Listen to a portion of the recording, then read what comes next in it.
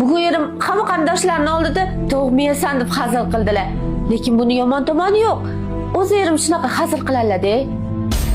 Men gullarni juda ham yaxshi ko'raman, lekin erim bir marta ham gul sovg'a qilmaganlar. Gulga ketgan pul isrofgarchilik deb o'ylaydilar. Men ularni fikrlarini hurmat qilaman, chunki erim ko'p. Men onamnikiga bir oyda bir marta boraman, chunki erim ortiqcha gapsiz kerakmas deydilar.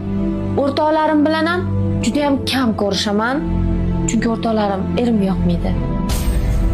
Kecha erim telefonlarda bitta ayol bilan SMS'larni o'qib qoldim. Hech qisi yo'q. Bular oddiy SMS-ku, men ularga ishonaman. Erim menga xiyonat qildilar, lekin men ularni kechirdim. Chunki o'rtada 3 ta farzandimiz bor. Ularga ota kerak-ku. Men farzandlarimni yaxshi ko'raman. Erimni yaxshi ko'raman.